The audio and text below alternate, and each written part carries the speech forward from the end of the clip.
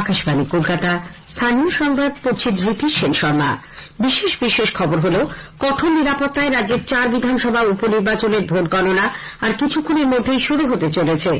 Kolkata high court ধোলাহাটে মৃত যুবকের ময়না তদন্তের রিপোর্ট জমার নির্দেশ দেওয়ার পর আজ আবার দ্বিতীয়বার পোস্টমর্টেম হতে পারে।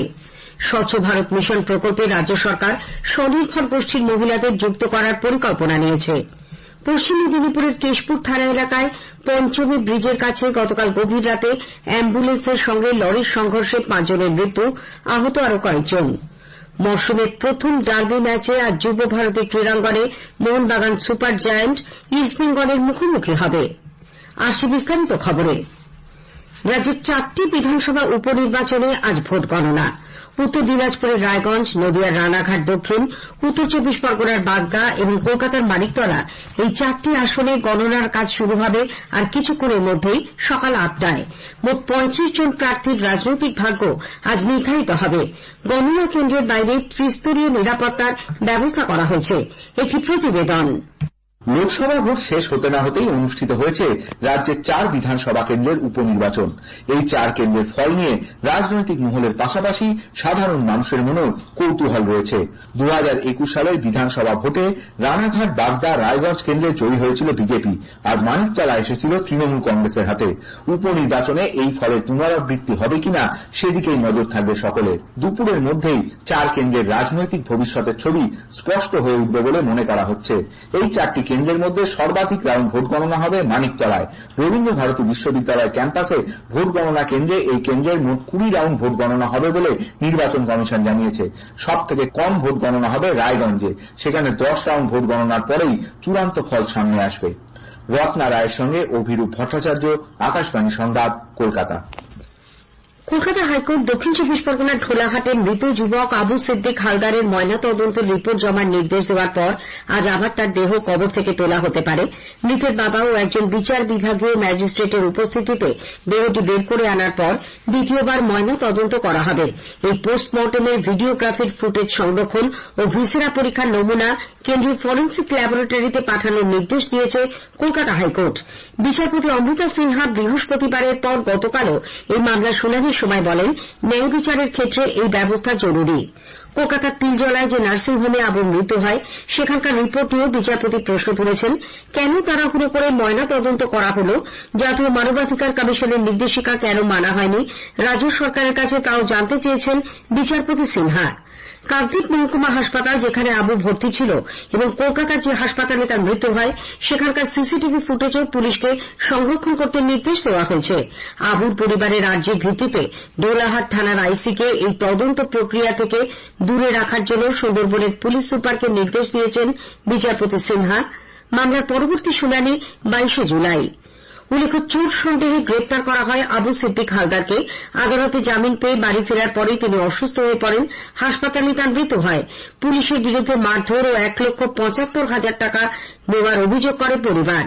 রাজ্যের তরফে অবশ্য পুলিশের বিরুদ্ধে মারধরের এই অভিযোগ খারিজ করে পাল্টা দাবি করা হয় আবুর জন্ডিস ছিল, তার ফলে অসুস্থ হয়ে মৃত্যু হয়েছে।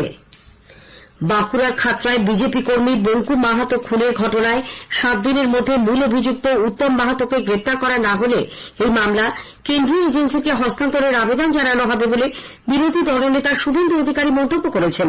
তিনি গতকাল খাতড়ার দেদুয়া গ্রামে বঙ্কুর বাড়িতে যান। সাম্প্রতিক লোকসভা নির্বাচনে ওই বুথে তৃণমূল কংগ্রেস পরাজিত হয়, সেই আক্রোশেই এই খুন বলে শুভেন্দুর দাবি। গ্রেপ্তার না হলে খাতড়া অচল হবে, আইন অমান্য আন্দোলন হবে। আদালতে যাব, পরিষ্কার শুনে রাখুন, এখানকার আইসি বাবা শুনে রাখুন, যিনি বালি থেকে বারো তুলেন, ভাইপো যিনি এসপি আছেন শুনে রাখুন। আজকে আমরা ট্রেলার দেখিয়ে গেলে আপনার পরে সিনেমা দেখাবো। জঙ্গলমহল খুনের রাজনীতি আমরা আপনাদের করতে দেব না। উল্লেখ্য, গত মঙ্গলবার বঙ্কু বিহারী মাহাতোর অস্বাভাবিক মৃত্যুর পর তাকে খুন করা হয়েছে বলে বিজেপির পক্ষ থেকে অভিযোগ করা হয়। ছেলে সনাতন মাহাতোর অভিযোগের ভিত্তিতে পুলিশ 3 জনকে গ্রেপ্তার করে। তারা বর্তমানে পুলিশ হেফাজতে। বাকি অভিযুক্তরা অবশ্য এখনো অধরা। এবার রাজনীতির ময়দানে নামলেন অঙ্কিতা অধিকারী। এসএসসি দুর্নীতি মামলায় চাকরি খোয়ানো মেখলিগঞ্জের বিধায়ক রাজ্যের প্রাক্তন মন্ত্রী পরেশ অধিকারীর কন্যা অঙ্কিতা অধিকারীকে জেলা তৃণমূল কংগ্রেসের সম্পাদক পদে নিয়োগ করা হয়েছে। গতকাল কোচবিহার জেলা তৃণমূল কংগ্রেস পার্টি অফিসে তার হাতে নিয়োগপত্র তুলে দেন জেলা সভাপতি অভিজিৎ দে ভৌমিক। রাজ্যের গ্রামীণ এলাকায় কেন্দ্রীয় সরকারের স্বচ্ছ ভারত মিশন প্রকল্প সফলভাবে রূপায়ণ করতে রাজ্য সরকার স্বনির্ভর গোষ্ঠীর মহিলাদের যুক্ত করার পরিকল্পনা নিয়েছে।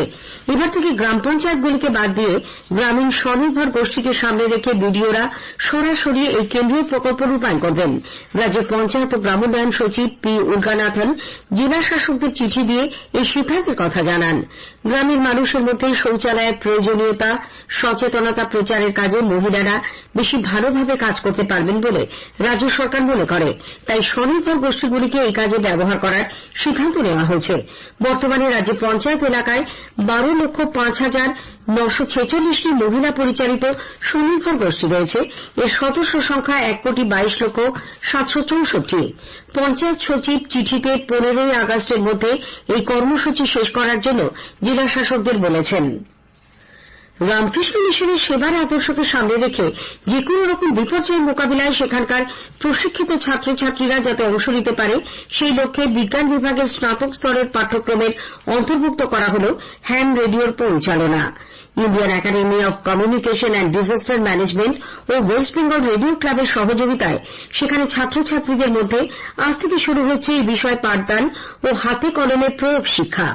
রহরা রামকৃষ্ণ মিশন বিবেকানন্দের সেন্টিনারি কলেজের অধ্যক্ষ স্বামী কমলাস্থন্যানন্দ বললেন, প্রাকৃতিক বিপর্যয়ের প্রধান অন্তরায় সেটি হচ্ছে তাড়াতাড়ি মানুষের সঙ্গে যোগাযোগ। সেক্ষেত্রে এই যোগাযোগের ব্যবস্থা সেটা কিন্তু হ্যাম রেডিও দীর্ঘদিন ধরে করে আসছে এবং তাদের সেখানে এক্সপার্টাইজ আছে। সেই এক্সপার্টাইজ আমরা ছেলেদের শেখাবো, যেটা আগামী দিনে তারা সমাজের নানা কাজে লাগতে পারবে। কিন্তু স্কিল যদি তার মধ্যে না থাকে, সাহায্যটা ঠিক সেই জায়গাতে আসতে পারে। ছাত্রদের এই স্কিল শিখিয়ে তাদের আগামী দিনে সমাজের একটা নিঃস্বার্থ সেবক তৈরি করতে পারবো, এটা আশা রেখে এই কোর্সটা আমরা আজকে শুরু করছি।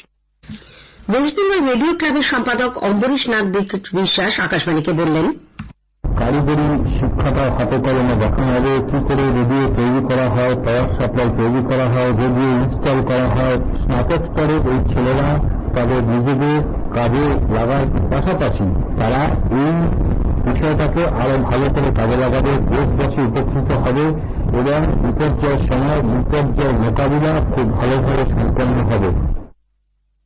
স্থানীয় সংবাদ শুনছেন আকাশবাণী কলকাতা কেন্দ্র থেকে। পশ্চিম মেদিনীপুরের কেশপুর থানা এলাকায় পঞ্চমী ব্রিজের কাছে গতকাল গভীর রাতে অ্যাম্বুলেন্সের সঙ্গে লরির সংঘর্ষে 5 জনের মৃত্যু হয়েছে, আহত আরও কয়েকজন। পুলিশ জানিয়েছে ওই অ্যাম্বুলেন্সে 8-9 জন ছিলেন। দুর্ঘটনায় গুরুতর আহত হওয়ার পর তাদের মেদিনীপুর মেডিকেল কলেজ হাসপাতালে নিয়ে যাওয়া হয়। সেখানে চিকিৎসকেরা 5 জনকে মৃত ঘোষণা করেন, বাকিরা সেখানেই চিকিৎসাধীন। হতাহতরা সকলেই চন্দ্রকোনার ক্ষীরপাইয়ের বাসিন্দা। জেলা পুলিশ সুপার জানিয়েছেন, সিমেন্ট বোঝাই লরিটি মেদিনীপুর থেকে কেশপুরের দিকে যাচ্ছিল। সেই সময় ঘাটাল থেকে আসা অ্যাম্বুলেন্সের সঙ্গে তার মুখোমুখি সংঘর্ষ হয়। পূর্ব বর্ধমানের খণ্ডঘোষ ব্লকের একটি স্কুলে 4র্থ শ্রেণীর ছাত্রী শ্লীলতাহানির অভিযোগ উঠেছে স্কুলেরই এক শিক্ষকের বিরুদ্ধে। অভিযুক্ত শিক্ষক সহ 11 জনকে পুলিশ গ্রেপ্তার করেছে। আমাদের সংবাদদাতা জানাচ্ছেন, ছাত্রীটি বাড়ি ফিরে ঘটনার কথা জানালে পরিবারের লোক ও গ্রামবাসীরা গতকাল স্কুলে গিয়ে বিক্ষোভ দেখায়। অভিযুক্ত শিক্ষকের ওপরেও তারা চড়াও হন। পরে খণ্ডঘোষ থানার পুলিশ ক্ষুব্ধ জনতার সঙ্গে তাদের বচসা ও ধস্তাধস্তি বাঁধে। পুলিশ অভিযুক্তকে ছাড়িয়ে নিয়ে যাওয়ার চেষ্টা করলে জনতা তাদের ধাওয়া করে ইট বৃষ্টি শুরু করে। এলাকা রণক্ষেত্র হয়ে ওঠে। পরিস্থিতি নিয়ন্ত্রণে রাখতে পুলিশকে লাঠিচার্জ করতে হয়। পুলিশের গাড়িতে ইটের আঘাতে কয়েকজন পুলিশ কর্মী আহত হন।